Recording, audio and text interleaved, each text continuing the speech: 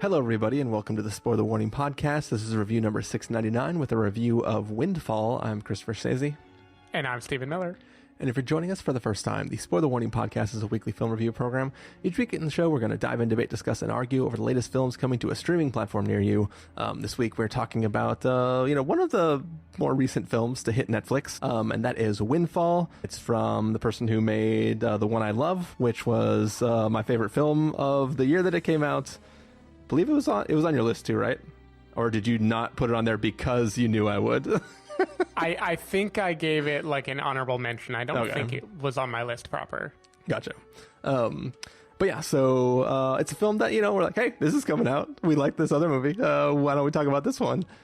So we just got off of a nice long review talking about Everything Everywhere All at Once, which is a film that Stephen and I both loved immensely. And now we're here to talk about one more thing that we picked up to watch this weekend. And I think we're just going to jump into it, if that's cool, Stephen. I did not prepare any topics to talk about. My only prepared question, it isn't prepared. It's something I'm thinking about right now, and I didn't get a chance to search our website fast enough to find the answer. We reviewed The Discovery, I believe, the movie after The One I Love, that Charlie McDowell made. What did you think about it? And more importantly, what did I think about it? Because I have memory hold everything about that movie. I don't remember exactly. I think that I enjoyed it enough. I think we both were like, there are interesting ideas here. I feel like we had a long talk about the mechanics of what is happening in that film, which is the afterlife, but kind of Groundhog Day too, maybe. Yeah, it's sort of about I don't know if this is a spoiler. It's been so long as we watch it. A guy is basically trying to prove that the afterlife exists by examining stuff after a person passes away to like reconnect with the final memories that somebody had. If I remember correctly, at least retroactively in the back of my head, I thought it was a very interesting premise, which brought up a lot of interesting ideas. The film itself maybe didn't execute on everything perfectly, but it was definitely a interesting concept that I remember fondly enough to not have disliked. Yeah, I found it. Review number 448, The Discovery. Carson Patrick gave it a must-see. You gave it a must-see. Ooh, and I gave it a wait for rental. So, ooh. Yeah, I remember there being like a discrepancy between what you and I thought. But I feel like it was a lively conversation. Yep. Sounds like fun. Everybody go back and listen 250 episodes ago, not including like 100 bonus episodes. Yeah. Or maybe don't. Yeah, maybe don't. We haven't checked that episode. I haven't vetted it yet. Hold on, will I delete all episodes? Yeah, I know. We need like an auto delete every episode more than 2 years old rule. Oh, we'll just change hosting providers for the site. Smart. That'll do it. All right. So, well, anyways, Stephen, what do you say we get started? Let's do it. All right, we're going to take a listen to the trailer for Windfall, and then we're going to come back and give you a review.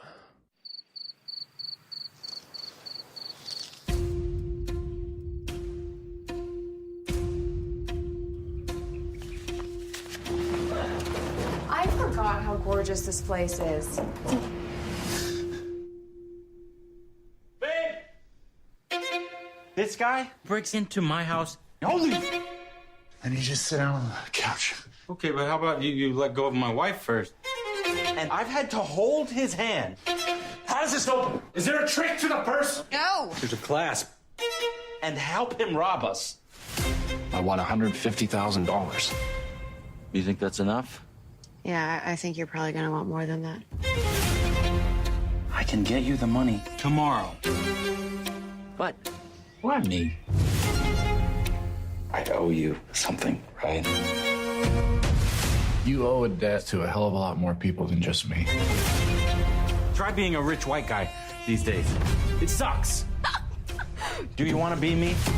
Is that it? You're pathetic. I don't think you're going to do anything. Ever. You need to get close to him. Do whatever it takes. That's it. Your life is picture perfect. Picture perfect. Nothing feels fair. You have everything, and I have nothing.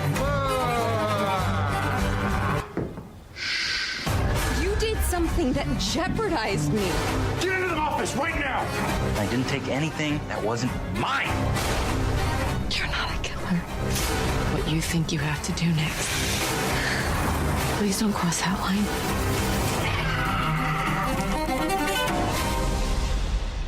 It's gonna be a long night.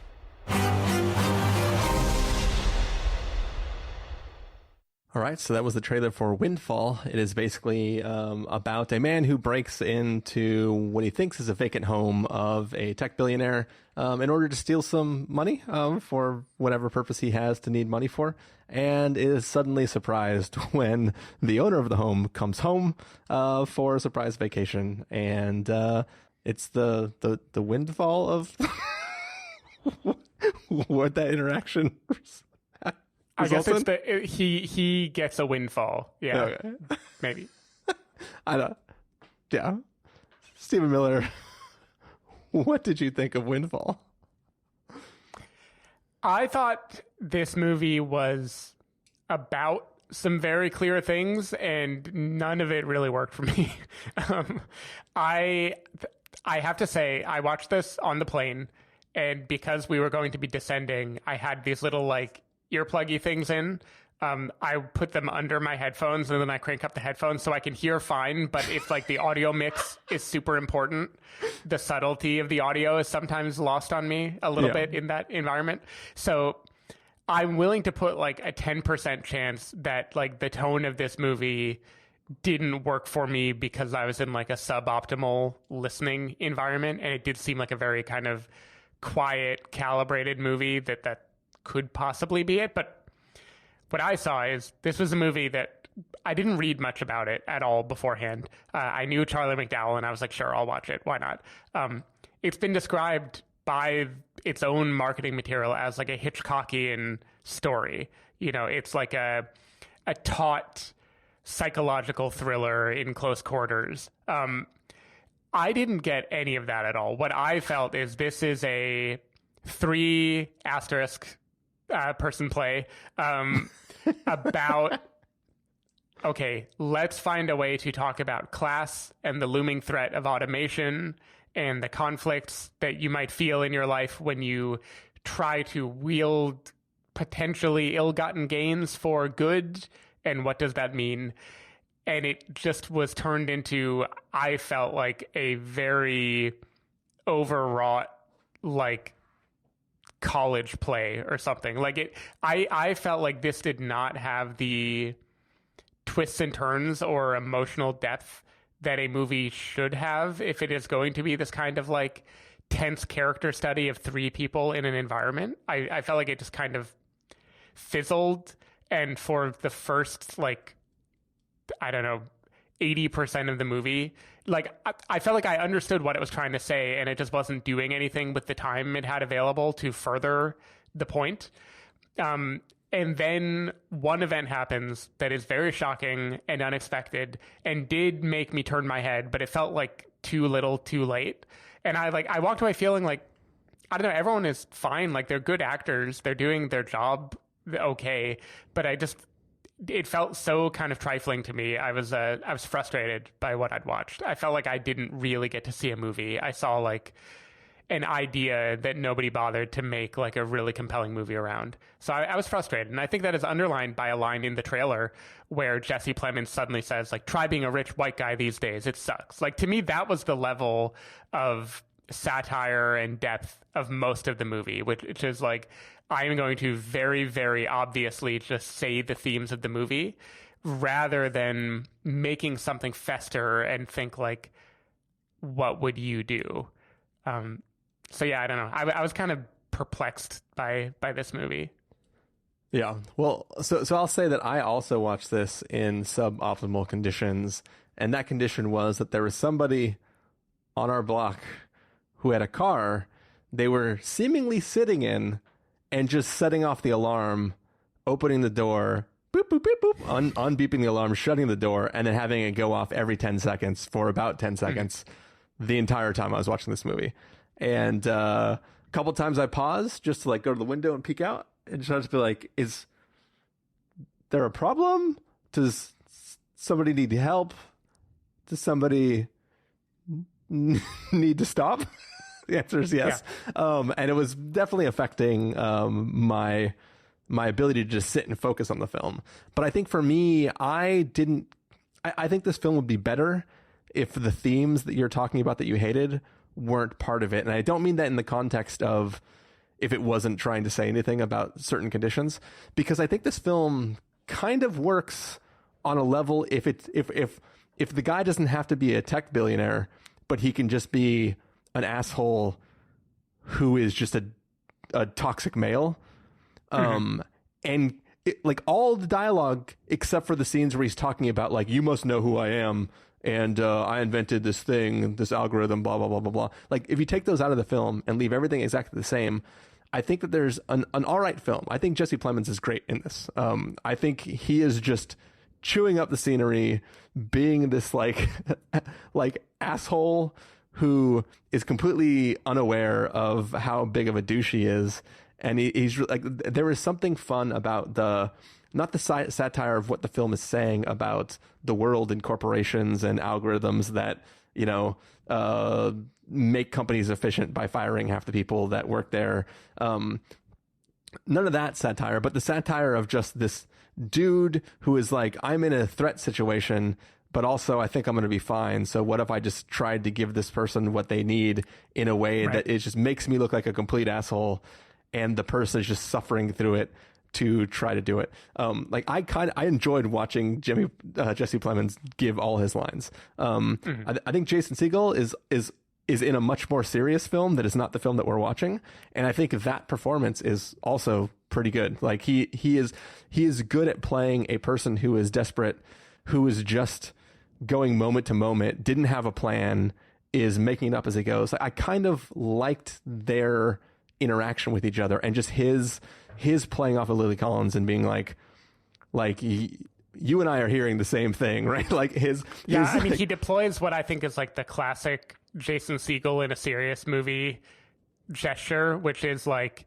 he'll look up and he'll give like a fleeting like half-second smirk or something at another person, and it's meant to say like, I contain a depth of emotion and I clocked it, and I'm letting you know that we both clocked it. Like I feel like that's kind of his thing, and it fits with his character here. Yeah, and it works great. So it's like there are pieces of this film that I really enjoyed. I think I was kind of vibing with it. Once again, I was completely ignoring any social commentary or anything, and I was just watching these two characters play off each other and watching this bystander who is the wife of one of these characters. And I was kind of like, all right, cool, where's this going? And just watching the tension slowly build.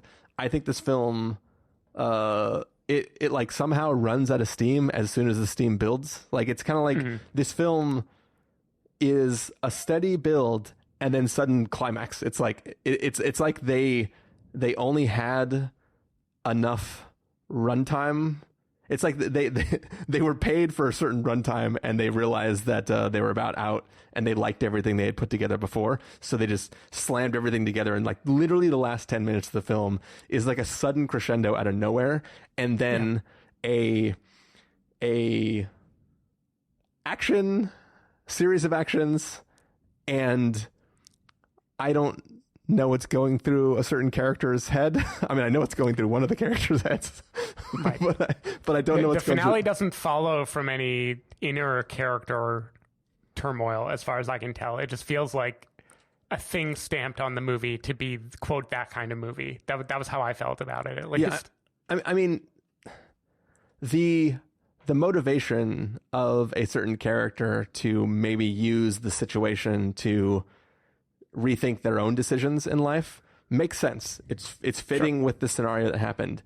However, it's a mechanics thing, right? Like what that character does and what they do with certain items doesn't make sense. Like there's other ways out of that situation that are simple. Like, hey, this just happened. You know what I mean? Like, right. There's something bothered me about the sudden crescendo and where it goes at the end of the film, and I didn't think that there was a good payoff to what I was watching. I enjoyed the slow rise and the tension building, and like for me, where the satire worked is that this is theoretically a high tension situation, and everybody is kind of really calm, and like that was where the funniness is that everybody should be like, there's a part in the trailer, I think it was in the trailer, where like Jason Segel is chasing Jesse Plemons and he's like, I'm gonna get you, you can't run anymore. And it's like it's like two kids playing tag, and it's like those kind of things were funny. It had a weird tone that I enjoyed, but it just at the end of the day, the story didn't amount to anything and it didn't justify the journey. But it's like, while I was watching it, I was kind of like, this is fun, this is cute. Yeah, well, so I liked that aspect of it too. I feel like what I find strange is the movie works by purposely deflating its own tension. You know, like the premise is this, and again, I knew nothing about the movie before I hit start other than the name Windfall. But like we've already explained, the premise of the movie is a man is getting robbed and he is so rich that he truly does not care that he's about to lose something. And so that tension goes away immediately, and instead he's almost just toying, not quite toying, but he's like goading the guy who robbed him and is holding him hostage. That is a interesting premise that you can take as a starting point to then evolve a movie around. Like, what is the shifting nature of the hostage situation? Like what happens in this universe? How do they see each other? Who will get close to each other and why? And how do things twist and turn? I feel like it just does that deflating, and then it lives in this deflated, we are just having conversations mode. And then once every like 10 minutes, it decides like, oh, but let me remind you that we're actually in a high tense thing. And it just like, the ping ponging just feels like it's like doing a little shuffle, and it doesn't actually know what it wants to do with the premise. And I think that is what I found so odd about the movie is like, you have me, you hooked me at the beginning, take me somewhere, you know, make me feel something or challenge me in some way. And instead, I feel like every character flaw in Jesse Plemons' character is revealed in the first like 10 minutes of him interacting with this guy.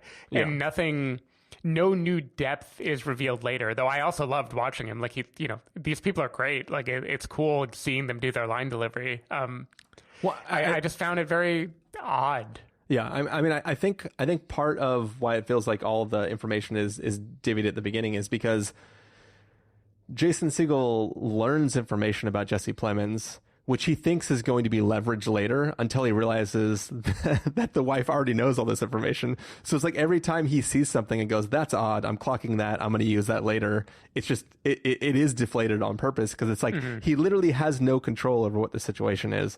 And it's not like the situation is out of control. He can never gain the upper hand, and he's really just waiting time out for when this delivery of money is going to show up, which is also weird because there's a whole thing about how like evening isn't going to work. You got to get it here by the afternoon.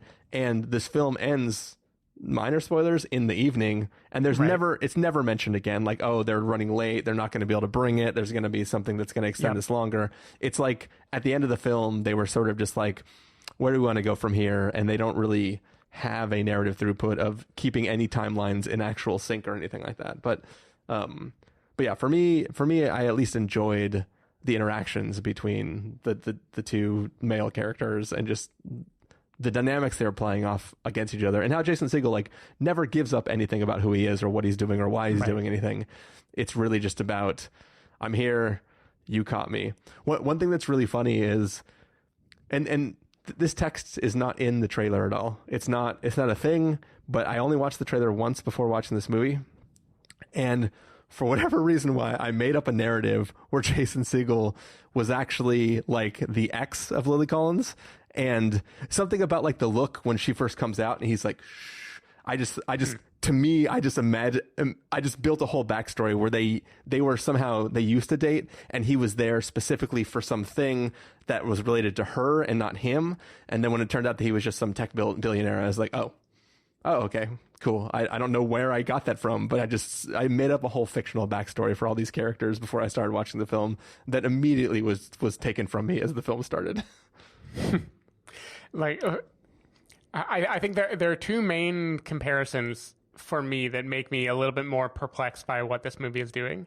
One is, okay, like the conceit of the movie is, what if a robbery hostage type thing turned on its head because of the power dynamics involved in who was doing it? But that is like most heist movies, or at least a lot of famous ones, like everything from like Dog Day Afternoon to like 892, the movie we just reviewed out of Sundance, or like Money Monster, or like the idea of like the one person going in and trying to take the upper hand in a situation and then being stuck with the people they tried to get the upper hand from and revealing why they needed to and having you question who you root for. That is like not a new thing to the genre at all. That's kind of like a part of the whole idea of filming something like this. So I already feel like it isn't that original unless you do something different with it, other than just expressing like the standard class sentiment of, look, I am not the bad guy here. I'm just trying to get what's mine. You are the bad guy.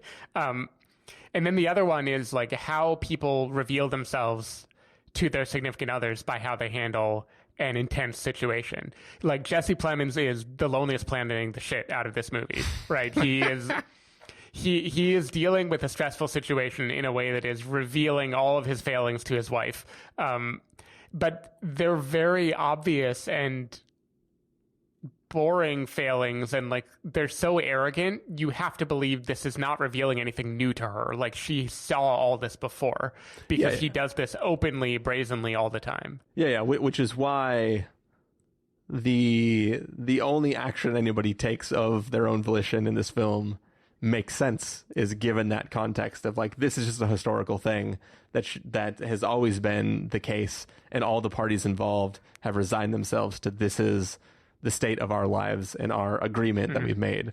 So like, given the slightest opportunity, people might rethink their situation. But yeah. Yeah. I don't know. I didn't get it. Yeah, that's cool. Like I think that you talk about it being like similar to things that already existed, other type of heist movies, and I think what's weird, what theoretically makes it different but is weird, is in a normal heist, or in a different type of hostage. In a different type of situation, a person would have either randomly picked a target or done something specific, and then is forced to deal with the people that are in that situation. And if there's some sort of power dynamic where somebody else has an upper hand, given, whether that person doesn't know how to work the controls at a television station, or whether a person doesn't know how to operate any of the stuff at the bank, or any of those other situations, a person is having to deal with stuff on the fly. In this, it's kind of implied that Jason Segel targeted this house because it was owned by the rich billionaire, and that's why he chose it, and the billionaire wasn't supposed to be there, and that's why things went awry, which is a weird... He's not just a drifter who was passing by a house that looked vacant and broke in to try to hope there was stuff there. It just feels weird that, like, this would be a better story if it was all chance rather than a specific target, and the only thing they got shifted around. Because he's, like, walking around the property drinking orange juice and... But yeah, I mean, I think the movie wants us to believe that he has just been living there, and then the decision to turn it into a robbery is kind of a last minute temptation before he leaves, rather than the reason he came. And that doesn't make sense to me at all in the context of this being a targeted location, even though I feel like the movie does kind of imply that it was targeted. To me, he showed up and was like, I'm just gonna pee in the shower and drink his orange juice, and it felt like like somebody playing in a rich space, purposely trying, like I would imagine scenes were cut where he is just like keeping his shoes on and jumping on the bed, things like that. Right? I assume that he just wants to. He's probably going to do an upper decker in the toilet after he's done peeing in the shower, and then See, somehow I told myself that he peed in the shower because peeing in the toilet would leave fingerprints, and I don't know why that would be true. If you lift the toilet seat, then you can leave. Why would you lift the toilet seat? I mean, you're peeing in the shower. You can aim. And if you splatter, you splatter. But yeah, it's like I imagine that it was him just being like fuck this guy's house, and it's really just him doing that, and then he gets caught. Still feels like he could have escaped. He had sort of a wad of cash. He could have like snuck out real fast. But him wanting to have gotten away with it is where everything goes wrong for him. And then obviously once he's finally trying to leave, discovering that there's something else he has to take care of before he leaves is another complication. And after that, it's really just a matter of everybody working out logistically how this should play out, and then just agreeing for it to play out that way and just waiting for it to take place. And it's there is something weird, not off-putting, but there is something silly about the whole scenario that we're watching. And for that, I kind of enjoyed it, but it's like, yeah, at the end, it didn't really amount to anything. Yeah. Cool. Is that it, Stephen? I think that's it. All right. Well, let's go ahead and get to verdicts for this one. Stephen Miller, if you're going to say must see, record with a caveat, wait for rental, pass with a caveat, or must avoid, what would you give it? I feel funny because like when I wrote a rating of this, I did 2.5 out of 5 because the actors are totally good and fine. But I feel like as I talk about it, wait for rental feels more generous than I felt. Like I think pass with caveat is more where I'm at. It's like the movie is well acted and it has an interesting setup, but I just don't feel like it's an interesting movie, and I don't feel like it executes it in a way that makes it worth watching. So, yeah, like the caveat, I think it is a well done pass, but I just don't think you have any reason to watch it. Yeah, I for me, it's a wait for rental. Really, my only reason for watching it is I think this is a great role for Jesse Plemons. Like he has been in, it feels like in a bunch of the films that we have seen lately, he is sort of a sad sack in a lot of those films. Yeah. And this is him, still not a good guy. He's a total asshole. But he gets to stretch his chops a little bit and not just be like the super awkward person who's not very sure of himself. He's like completely in the opposite end of the spectrum, where he is like overly sure of himself and really just so sure of himself that he's no longer on the same plane as normal humans that he interacts with.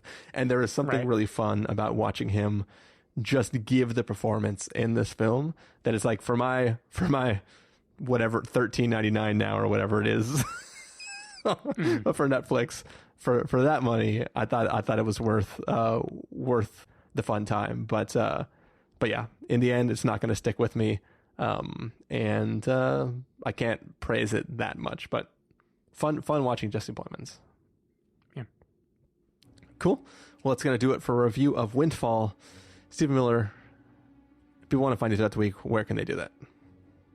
People can find me at twitter.com/sdavidmiller or sdavidmiller.com. People can find me at ChristopherInRealLife.com or Twitter.com/ChristopherIRL. You can find the podcast over at thespoilerwarning.com, where you can get a bunch of the back episodes of the show. If you want to subscribe to the show, you can just do so in Overcast, Stitcher, Apple Podcasts, or wherever podcasts are found. If you want to know when the episodes go live, you can follow us at Twitter.com/spoilerwarning, Facebook.com/thespoilerwarning, or Instagram.com/thespoilerwarning. If you want to get a hold of us directly, you can send an email to fans@thespoilerwarning.com, or you can use the contact form on our site. Music for this episode will come from a song selected from artist.io, so hopefully you're enjoying that. And yeah, that's it. We're going to be back next week-ish for 700th episode, officially numbered episode. So hopefully... And of course, we saved episode number 700 for a very exciting movie, which I have no idea what it is. Do you know what it's going to be? We'll do something. We'll do something for 700. Oh, no, I'm thinking... We have to beat Trolls World Tour. Wait, so hold on a second. Hold on. So the other 00 episode was Trolls and Trolls 2? Yeah. Are we going to do Sonic the Hedgehog and Sonic the Hedgehog 2? Oh. Because I'll do it. That's April 8th.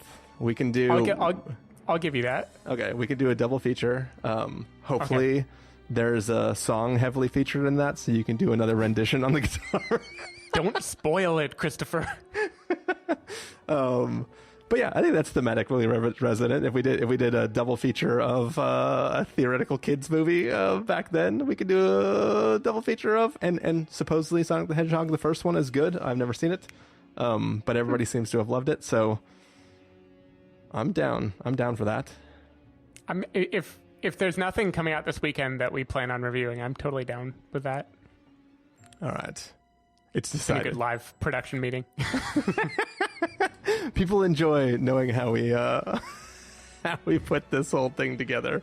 That's it. That's the episode, guys. Half the episode is us talking about what the next episode's going to be. So yay! All right. Thanks for listening, everybody, and we'll see you next time. Bye.